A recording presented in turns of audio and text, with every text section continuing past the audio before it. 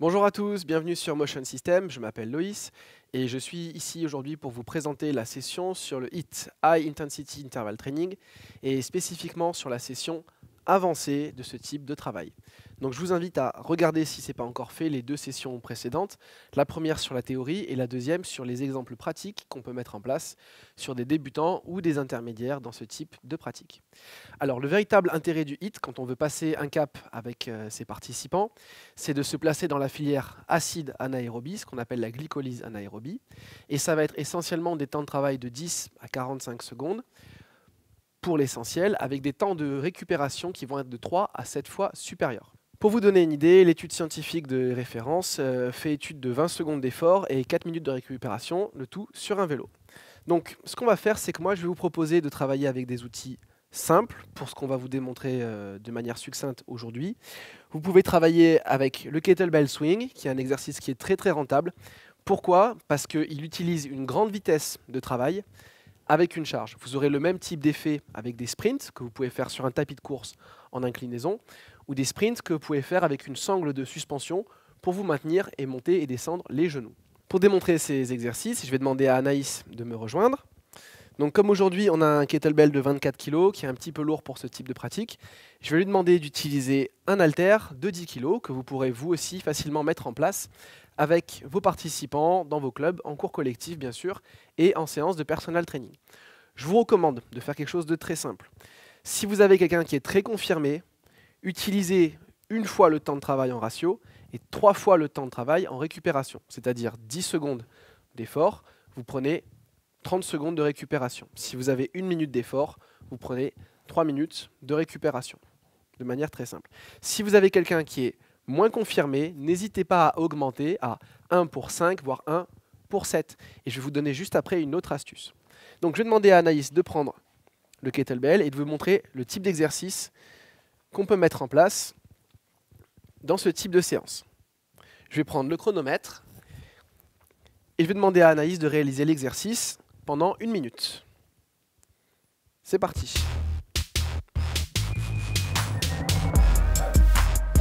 Donc, après les premiers mouvements pour s'échauffer, je vais lui demander d'aller de plus en plus vite. Vous pouvez noter le snap des hanches en fin de mouvement qui permet d'activer les fessiers. Donc c'est une sorte de recherche d'agressivité mentale qu'on cherche dans ce type d'exercice pour engager complètement le corps dans le mouvement. Il reste maintenant 30 secondes de travail. Donc voilà, les genoux sont très peu sollicités au profit des hanches. C'est très intéressant. Le muscle fessier est un des muscles les plus importants et les plus puissants du corps. Donc plus vous l'engagez, plus vous allez brûler de calories dans votre séance. Plus que 15 secondes. Accélère encore si tu peux. Mets de la vitesse dans ton mouvement. Très bien. Vous sentez que sa respiration devient difficile. Et on pose. Entre les jambes et loin devant en sécurité, on redonne les consignes. Voilà. Donc maintenant, c'est très simple. Anaïs a 3 à 7 minutes pour récupérer de cet effort. Donc ça peut être long, mais c'est également pour vous, dans vos séances, l'occasion de prendre du temps pour mettre en place des étirements. C'est très difficile de convaincre les gens de faire des étirements pendant leur séance de personal training ou pendant les cours collectifs. Là, vous avez l'occasion et le temps pour le mettre en place, pour peu que vous n'étiriez pas spécifiquement les muscles qui ont travaillé pour ne pas créer d'interférence. Vous avez le temps d'expliquer l'intérêt du travail et vous avez aussi, si vous êtes personnel trainer, le temps de créer de l'interaction avec la personne que vous entraînez. Ce travail est intéressant parce que, comme vous pouvez le constater, elle ventile encore et ça permet de faire rentrer des mitochondries, ce sont les cellules de création de l'énergie en endurance, dans les fibres et on s'aperçoit maintenant dans certaines études scientifiques, y compris dans les fibres rapides, ce qui est très intéressant pour les athlètes de puissance, les judokas, les sprinteurs, etc. Donc là maintenant, je vais vous montrer une deuxième méthode. Anaïs a récupéré pendant presque 3 minutes. Donc pour cette deuxième méthode, on va reprendre le même exercice et je vais juste vous proposer une variation pour le temps de récupération. Plutôt que de se baser sur le chronomètre, je vais demander à Anaïs de se baser sur le nombre de ses respirations. On va prendre un ratio de 1 pour 2. Donc par exemple, 1 minute de travail, ça va correspondre à 20 respirations. Inspiration, expire étant un cycle pour qu'elles récupèrent. L'intérêt, c'est qu'en faisant ça, vous pouvez suivre plusieurs personnes en même temps qui vont pouvoir travailler à leur propre rythme sur leur exercice et à leur propre rythme sur leur récupération. Ça ne sera pas une récupération uniformisée. Les gens qui respirent vite vont reprendre vite. Les gens qui ont besoin de temps pour calmer la respiration et qui ont un système nerveux favorable ce jour-là vont prendre du temps pour ça. Donc c'est un système qui est très intéressant à mettre en place. En plus de ça, vous pourrez vous reporter à la session respiration en yoga pour bien comprendre les mécaniques et faire un petit parallèle aux jambes pour leur apprendre à mieux respirer. Ce sera très profitable aux sportifs d'endurance qui ont besoin de gagner du temps sur leur séance de préparation physique. Et voilà. On attaque ? Ok, alors on va repartir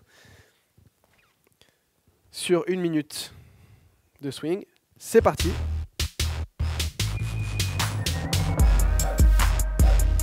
Donc on replace la respiration.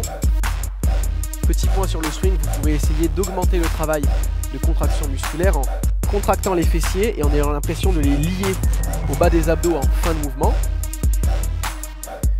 L'autre travail intéressant pour engager les muscles du dos est de ramener le kettlebell avec violence vers le sol et entre vos jambes pour faire participer le grand dorsal.